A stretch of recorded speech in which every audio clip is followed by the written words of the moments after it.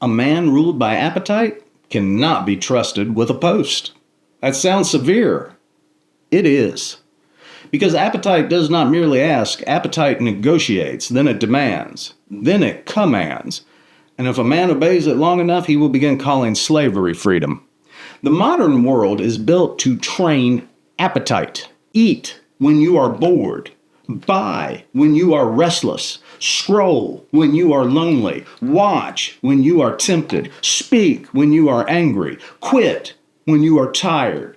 Upgrade when you are dissatisfied. Every impulse is given a button now. Every weakness has a marketplace. Every hunger has been studied, packaged, and sold back to you with better lighting. This is not accidental. A man who cannot say no to himself will eventually say yes to anything.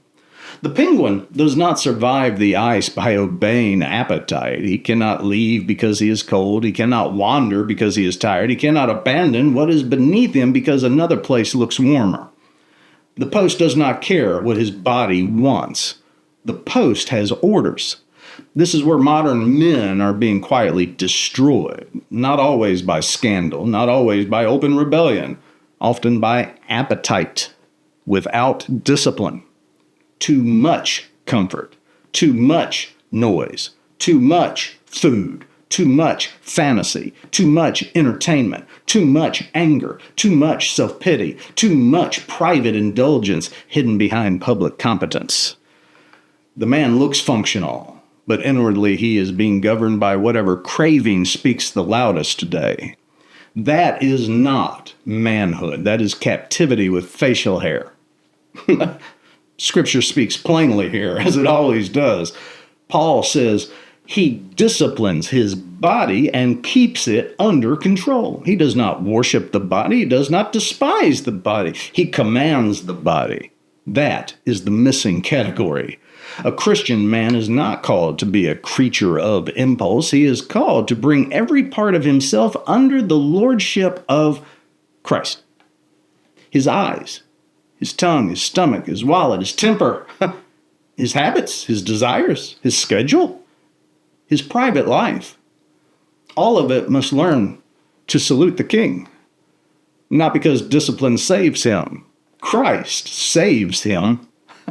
But because a saved man is no longer permitted to be governed by the tyrants that Christ overthrew. Some of you are losing battles, not because you do not know what is right, but because appetite gets your attention before obedience does.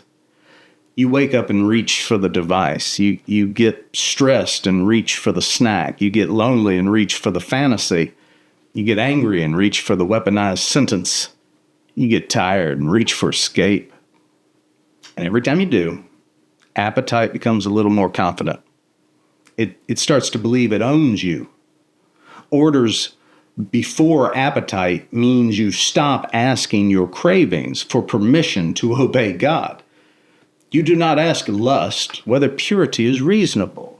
You do not ask laziness whether work is necessary.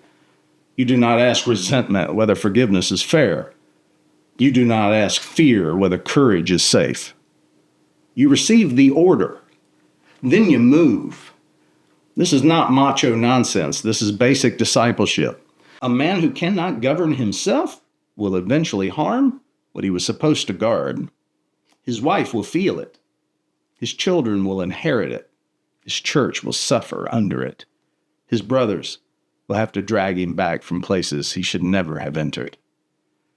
The post requires a governed man. Not a perfect man, a governed man.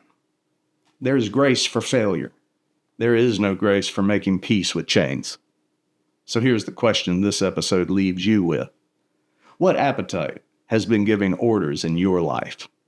Name it. Not vaguely, not poetically. Name it like a soldier identifying an enemy position. Then issue the first command. No. Not today, not here, not while I am standing this post.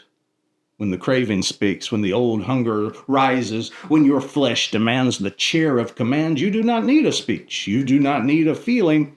You need a sentence. Stand your post.